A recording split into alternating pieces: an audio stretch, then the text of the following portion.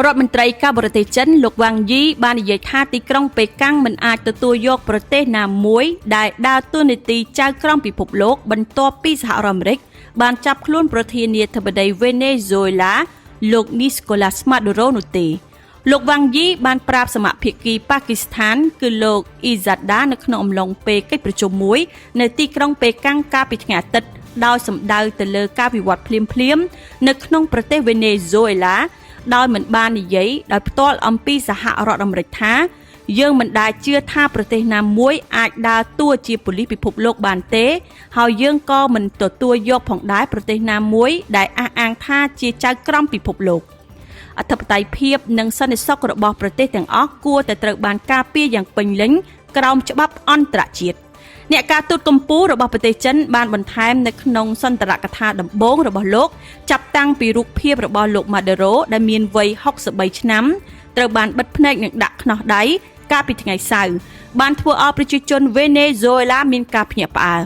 លោកម៉ាដូរ៉ូកំពុងស្ថិតនៅក្នុងមណ្ឌលឃុំឃាំងមួយនៅក្នុងទីក្រុងញូវយ៉ករងចាំការបង្ហាញខ្លួននៅតុលាការនៅថ្ងៃច័ន្ទពីបទចោទប្រកាន់ពីបទគ្រឿងញៀន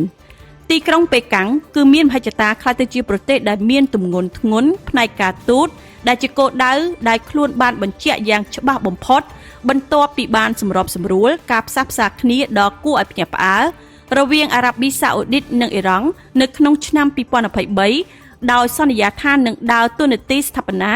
នៅក្នុងបញ្ហាក្តៅគគុកទូទាំងពិភពលោក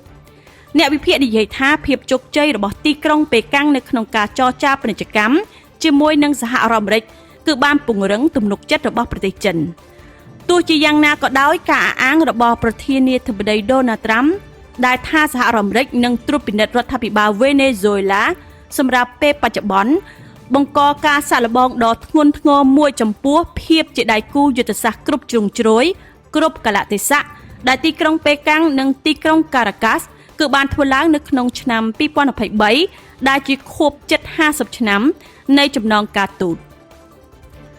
មន្ត្រីរដ្ឋាភិបាលចិនម្នាក់បានជម្រាបជូនអំពីកិច្ចប្រជុំរវាងលោកម៉ាដូរ៉ូនិងតំណាងពិសេសរបស់ចិនសម្រាប់កិច្ចការអាមេរិកឡាទីននិងការ៉ាបៀ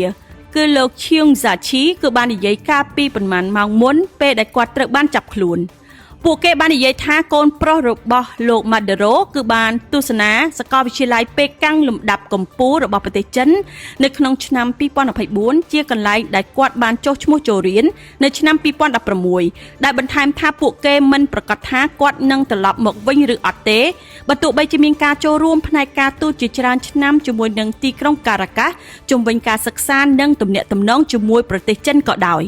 ប្រទេសដែលមានសេដ្ឋកិច្ចធំជាងគេទី2របស់ពិភពលោកគឺបានផ្ដល់ឲ្យប្រទេសវេណេស៊ុយឡានៅខ្សែជីវិតសេដ្ឋកិច្ចចាប់តាំងពីសហរដ្ឋអាមេរិកនិងសម្ព័ន្ធមិត្តរបស់ខ្លួន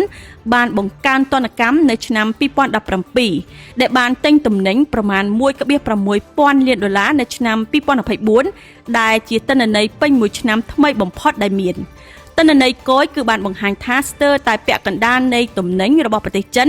គឺជាប្រេងឆៅខណៈដែលក្រុមហ៊ុនប្រេងយក្សរបស់រដ្ឋចិនបានវិនិយោគប្រហែល 4.6 ពាន់លានដុល្លារនៅប្រទេសវេណេស៊ុយឡានៅត្រឹមឆ្នាំ2018នេះបើយោងតាមទិន្នន័យពីវិទ្យាស្ថានគិតគូរសហគ្រាសអាមេរិកដែលបានតាមដានការវិនិយោគរបស់សាជីវកម្មនៅក្រៅប្រទេសរបស់ចិន។